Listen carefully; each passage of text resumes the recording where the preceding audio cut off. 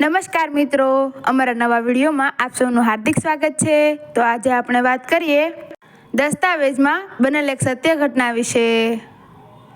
ગરાસિયાના દીકરાને માથે આજે આભ તૂટી પડ્યું છે। સાસરેથી સંદેશો આવ્યો છે કે ₹1000 લઈ જેઠ સુદ બીજે હથેવાળો પરણવા આવજે। રૂપિયા નહીં લાવે કે બીજની 30 કરીશ તો બીજા સાથે 4 ફેરા ફેરવી દેશું। વાસ્તાની જ વાર જુવાને નિસાસો મેલ્યો। શું વેશવાળ તૂટશે? 5 વર્ષના ધૂળમાં રમતા હતા ત્યારથી 15 વર્ષ સુધી જેનું ધ્યાન ધરેલું તે રાજબા શું આજ બીજાને જાશે? નબાપા, નમાયા અને નિરાધાર એ રજપૂતની તાજી ફૂટેલી મોસર ઉપર પરસેવાના ટીપા વળી ગયા। બાપની આખી જાગીર ફના થઈ ગઈ હતી। વારસામાં એને એક ખોરડું મળ્યું હતું અને બીજું મળ્યું હતું આ બાળપણનું વેશવાળ। આશા હતી કે સુખની ઘડીઓ ચાલી આવે છે। આશા હતી કે એના નિસ્તેજ અને સૂના ઓરડામાં અલબેલી ગરાસણી આવીને જૂના વાસણો માંજશે, રૂપાળી માળસાદ કરશે, મહિયરથી પટારો ભરીને કરિયાવર લાવશે અને મામો મને પહેરામણી કરશે। પણ કાગળ વાંચ્યો ત્યાં તો ગરાસિયાના મસ્તકમાંથી ગરાસણીના લાડકોડ, માળછાદ, ગારઓળીપા, કરિયાવરના પટારા અને પહેરામણી બધાએ મલોખાના માળખાની માફક વિખાઈ ગયા। પૂર્વજોનું લોહી એને રગે રગમાં દોડવા લાગ્યું। મસ્તકના ભણકારા બોલવા લાગ્યા કે મારી બાયડી બીજે જાય એના કરતાં મોત ભલું, મારું મરું પણ કોઈને મારે કાટેલી તરવારને સાસવનાય પૈસા નહોતા। જે વાણિયાને ત્યાં જાગીર મંડાણમાં હતી તેના શરણ ચાલીને ગરાસિયો કરગરી ઉઠ્યો। કાકા, આજ મારી લાજ રાખો, મારું મોત બગડશે, મારી બાયડી જાશે તે પહેલાં તો મારે ઝેર પીને સૂવું પડશે। કાકા, 1000 આપો, મારી જાત વેચીને પણ ભરી દઈશ। આ ભવે નહીં પપાય તો ઓલે ભવે તમારે પેટ જન્મ લઈને સૂકવીશ। પણ વાણિયો પીગળ્યો નહીં। રજપૂત આ વેપારીના હાથ ઝાલીને રગરગ્યો। એની રાજબાને જાણે કે પોતાની નજર સામે જ કોઈ હાથ પકડીને ખેંચી જતું હતું। કાકાએ કાગળ લીધો, કંઈક લખ્યું। લ્યો બા, કરો આમાં સહી, અમારું તો વળી જે થાય તે ખરું। કાગળ વાંચીને રજપૂતનું લોહી થંભી ગયું। એમાં લખ્યું હતું કે 1000 પૂરા ન ભરું ત્યાં સુધી બાયડીને મા બેન સમજીશ। રજપૂતે દસ્તાવેજ ઉપર દસ્તખત કર્યા। દસ્તાવેજની નકલ લઈને ₹1000 સાથે એ ચાલ્યો ગયો અને રાજબા એના મહિયરમાં બેઠી બેઠી શું કરે છે? ભરથારના સ્વપ્ન જુએ છે। નજરે નહોતો તોય જાણે આરસ પહાણમાં કોઈ કારીગર પોતાની મનમાની પ્રતિમા કંડારતો હોય તેમ તે બેઠી બેઠી પોતાના ગરીબ કંથની ચિત્રે હાલ મૂર્તિને અંતરમાં ચિતવ્યા કરે છે। પિયરિયામાં ગોઠતું નથી। પોતાના ઘરની એને હૈયે ભૂખ લાગી છે। જેઠ સુદ બીજનો આભમાં ઉદય થયો। તે વખતે જમાઈ રાજે સાસરે આવીને ભર ડાયરા વચ્ચે કોથળી મૂકીને કહ્યું, લ્યો મામા, આ રૂપિયા। આખા ડાયરાને ખબર પડી કે સસરાને ગરીબ જમાઈને આપઘાત કરવા જેવો મામલો ઊભો કર્યો હતો। ફિટકારો દેતા દેતા ગરાસીઓ ડાયરામાંથી ઊભા થઈ ગયા। સાસરિયાના મોં શ્યામ બન્યા અને ઓરડાને ખૂણે આંખોમાંથી શ્રાવણ ભાદરવો વરસ વાવતી કન્યા કંપાવતા લાગી કે નક્કી મારા માવતરનું વેર મારો ધણી મારા ઉપર જ ઉતારશે। સસરાના ગામના ઝાડવાને છેલ્લા રામ રામ કરી રજપૂતણીએ વેલડામાં બેસાડી રજપૂત પોતાને ઘેર લઈ ગયો। ધડકતે હૈયે રજપૂતાણી ઓરડામાં દાખલ થઈ। એ ઘર નહોતું, સ્મશાન હતું, જેને લુગડે જરીએ રજ નહોતી અડી।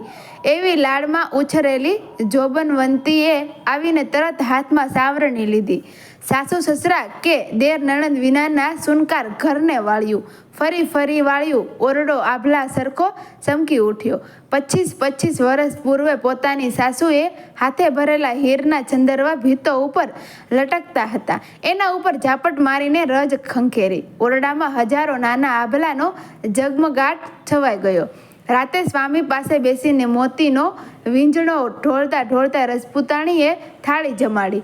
ધરતી ઢાળું મોઢું રાખીને અખોલ રજપૂતે આળું કરી લીધું। પિયરથી આપણામાં આવેલી આકોલિયાની રૂની રેશમ તણાઈ બિછાવીને એરડીના તેલનો ઝાખો દીવડો બાળતી રજપૂતાણી પથારીની પાંગત ઉપર વાટ જોતી બેઠી. સ્વામી આવ્યો. પથારીમાં તરવાર ખેંચીને પોતાની અને રજપૂતાણીની વચ્ચે ધરી દીધી. પીઠ ફેરવીને એ સૂતો. પથારીની બીજે પડખે રજપૂતાણીએ પણ પોતાની કાયા લંબાવી અંતર ઉગાડી તરવાર આખી રાત પડી રહી. નાનકડી એક તરવાર કરોડો ગાવું એવું એની રાતો એક પછી એક વીતવા લાગી. આખો દિવસ એકબીજાની આંખોમાં અમી જરે છે. અબોલ પ્રીતિ એકબીજાના અંતરમાં સાત તાળીની રમતો રમે છે. અને સત્તાએ રાતની પથારીમાં ખુલ્લી તરવાર ક્યાં મુકાય? રજપૂતાણી પોતાની પ્રત્યે રીસની એકે નિશાની નથી. સાથે જ પોઢવા આવે છે. કઈ પરીક્ષા આ સમસ્યા એક કેમેય કરીને ઉકેલી ન શકી. એણે જોયું કે ઠાકોરના આચરણમાં કરતો હશે, મર્દાનગીમાં કંઈ ખામી હશે, કંઈ મંત્ર સાધતો હશે. કંઈ ન કળાયું. હૈયે વિંધાવા લાગ્યું. અમીનો કટોરો જાણે હોઠ પાસે આવીને થંભી ગયો છે. 1, 2 ને 3 રાતો વીતી. ચોથી રાતે ઠાકોર આવ્યા. સૂતા રજપૂતાણી ભીતને ટેકો દઈને ઊભી રહી. મધરાત થઈ તોય જાણે આંખનો પલકારો માર્યા વિના મીણની આકૃતિ જેવી એ ઊભી છે. ઠાકોર બોલ્યા, કેમ ઊભા છો? રજપૂતાણીની આંખમાંથી ડળક ડળક આંસુ નીકળી પડ્યા. કેમ આંસુ પાડો છો? પિયરિયું સાંભળતું હશે. બહુ થયું ઠાકોર, હવે તો હદ થઈ. પિયરિયાનું વેર શું હજી એ નથી વળી રહ્યું? તમારે કહેવું છે શું? તમે રજપૂત છો તેમ હું પણ રજપૂતાણીનું દૂધ ધાવી છું. આખું જીવતર તરવારના અંતર રાખો ને. નહીં બોલું ત્યારે આ શું કરો છો? ફક્ત તમારા અંતરનો ભેદ જાણવા માંગુ છું. તમારા માર્ગમાં આડી આવતી હોઉં તો હસીને માર્ગ દઉં. શેનો ભેદ? આ તરવારનો. રજપૂતાણી લ્યો આ વાંચો. વેપારીએ કરાવી લીધેલા દસ્તાવેજની એક નકલ હતી. વાંચતા વાંચતા તો રાજબાની આંખો દીવામાં નવું તેલ પૂરાય એમ ઉજળી બની ગઈ. એનાથી બોલાઈ ગયું, રંગ છે તારી જનેતાને. ઠાકોર, વાંધો નહીં. છોરે બેસી બેસીને ઠાકોરે 2 પહોર દી ચડાવે સાસ પીવા આવ્યા. પોતે પોરવેલા મોતીનો નવરંગી વીજળો ઢોળતી ઢોળતી રજપૂતાણી પડખે બેઠી અને બોલી, હવે આમ ક્યાં સુધી બેસી રહેશો? ત્યારે શું હળિયું કાઢું? રજપૂત તિરસ્કારથી હસ્યો. આ લ્યો કહીને રજપૂતાણીએ પોતાના અંગ ઉપરથી સૌભાગ્યની છડીઓ સિવાયના તમામ દાગીનાનો ઢગલો કર્યો. ઠાકોરે ઢગલા સામે જોઈને બોલ્યો, આનું શું કરું? કરજ ચૂકવી નાખું? બસ પીરજની અવિશે આવી ગઈ. રજપૂતાણી બાયડીના પાલવડા ફેંચીને વ્રત છોડાય. ઉતાવળું બોલી નાખો માં. ઠાકોર, જુઓ આમાંથી 2 ઘોડિયું લ્યો. 2 જોડ પોશાક પરાવી ને 2 જોડ હથિયારની. બીજી જોડો કોના માટે? મારા માટે. તમારા માટે? હા હા, મારા માટે. નાની હતી ત્યારે બહુ પહેર્યા છે. તરવારો છાની માની તેમની છે.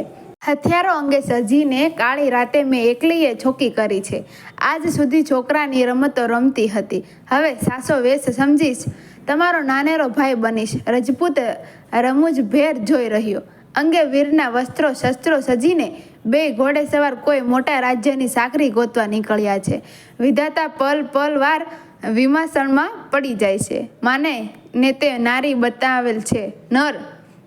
આવી રીતે રાજબાની સુરત બદલી ગઈ છે. આંખમાંથી લાલ ટસર ફૂટી છે. રાજધાનીના દરવાજામાં 2 ઘોડા નાચ કરતા કરતા દાખલ થયા હતા. તે વખતે જ બાદશાહ સલામતીની સવારી સામી મળી. વિધાતાની આ 2 કરામતોને દેખી બાદશાહ ફિદા બની ગયો. પૂછ્યું, કોણ છો? રજપૂત છીએ. કેમ નીકળ્યા છો? શેર બાજરી સારું. અહીં રહેશો? 2 ઝઘડાએ માથું નમાવ્યું. સગાથાઓ છો? હા. નામવર? મામા ફઈના. 2 રજપૂતોની સાકરી નોંધાણી. શિકારની સવારીમાં બાદશાહના હાથી ઉપર જે વખતે જખમી થયેલા સાવજે કારમી તરાપ મારી તે વખતે બેહિસ્તના દરવાજાની અને બાદશાહ વચ્ચે એક જ તસુનું અંતર હતું. 50 અંગરક્ષકોની તરવારો શરમાતી હતી. ત્યારે વખતસર એ સાવજના ડાચામાં કોનું ભાલું પેસી ગયું? એ ભાલું રાજબાનું હતું. સાવજ સોસરવો વિંધાઈ ગયો. તે દિવસથી 2 રજપૂતોને બાદશાહના શયનગૃહની અટારીઓનો પહેરો સોંપાયો. આખી રાત ચોકી દેતા એ રજપૂતોને 1 વર્ષ વીત્યું. હજી વાણિયાના 1000નો જોગ નહોતો થયો. અષાઢની મેઘલી મધરાત ગળકી આવે છે. વરસના વિજોગી વાદળા આભમાં જાણે અણધાર્યા સામા મળ્યા અને એકબીજાને ગળે પાથ ભીડીને પથારીમાં પોઢેલા છે. નયનમાંથી પ્રેમના આંસુ નીતરતા હોય તેવા વરસાદના ફોરા ટપક ટપક ધરતી ઉપર પડે છે. એ મધરાતના મૂંગા મધુરા આલિંગન જાણે કે કોઈ જોતું નથી, માત્ર કોઈ નાનકડું સાંદરડું જ એ મેઘાડંબરના મહેલની ઝીણી ચિરાડમાંથી એની તોફાની આંખ તગડ તગાવી નિરખતું મલકી રહ્યું છે. તમરાના મહેકારની દોરેલી જમાવટ વાદળાની ઘેરાતી આંખોમાં મીઠી નીંદર રહી છે. એકબીજાને બચી લેવાતા પ્રીતની ધગધગતી ગરમી પરજાળી ઉઠે તેવી જાણે કે વીજળી વળકે સામસામા હૈયામાં દબાવતા હાશના ઉદ્રારો વછૂટે. તે જાણે કે ધીરા ગળગળાટને રૂપે આખા વિશ્વની અંદર સૌને કાને પડે છે. તેવી વખતે ઝરૂખાની પસારમાં છોકી દેતા બે રજપૂતોની કેવી ગતિ રહી હતી. સાંભળીને ટેકો દઈને ઊભેલા ઠાકોરની આંખ જરાક મળી ગઈ. હાથમાં ભાલા સોંતે એ ઊભા જ જામી ગયો. ઠકરાણી એકલી ટેલે છે. એની આંખ આભમાં મંડાઈ ગઈ છે. એને સાંભળ્યું કે અષાઢ આવ્યો, બીજો અષાઢ આવ્યો, 12 મહિના વીત્યા. આખા સંસારમાં આજ જાણે છે કોઈ એકલું નથી હોય. વિજોગણ હું એકલી રંગભીનો સામે ઊભો છે, તોય તેણે 100 જોજન આગે ઊભો છે. વાદળાના ગળગળાટ સાંભળ્યા વીરાંગના કોઈ દિવસ નહોતી ડરી, સાવજની ત્રાડથી એ નહોતી ડરી, તે આજે ડરી. દોડી સ્વામીને ભેટવા તસુ એકનું અંતર રહેતા થંભી 50 ગાંવ આગેના એક નાના ગામડામાંથી વાણિયાએ જાણે આંચકો માર્યો. આખો સંસાર જાણે કે એને ધક્કો મારવા ઘસી આવ્યો. એ ઊભી રહી. ઊંઘતા કંથના મોં ઉપર એણે શું જોયું? કદી નહોતું જોયું તેવું રૂપ, વિયોગી વેદના ભર્યું અને રીબાતું રૂપ. રજપૂતાણી પાછા ડગલા દેવા લાગી. રૂપ જોતી જાય, પાછા ડગલા દેતી જાય અને વાદળાની મસ્તી સાંભળીને જાણે એના પગ ધરતી સાથે જકડાતા જાય. વીરત્વ વધુ જાણે એની સાતી ભેદી, બખતર ભેદી નિશાસાને રૂપે બહાર આવ્યું. એક જ નિશાસો કેટલો તોલદાર હશે. પરતી ઉપર જાણે જબે દઈને નિશાસો પડ્યો. આભમાં અજવાળું હોત તો એ દેખાત. કઠોળા ઉપર કોણી ટેકવી અને હથેળીમાં ડોલર જેવું મોલ ઘાલી રજપૂતાણી ઊભી રહી. બપૈયો જાણે સામેથી કંઈક સમસ્યાનો દુહો બોલ્યો. પીયું પીયું પીયું ના પડછંદ ગાંજી ઉઠ્યા. ઠકરાણીએ સમસ્યાના જવાબમાં દુહો ઉપાડ્યો. સાતેય આકાશના અંતર જાણે ભેદાવા લાગ્યા.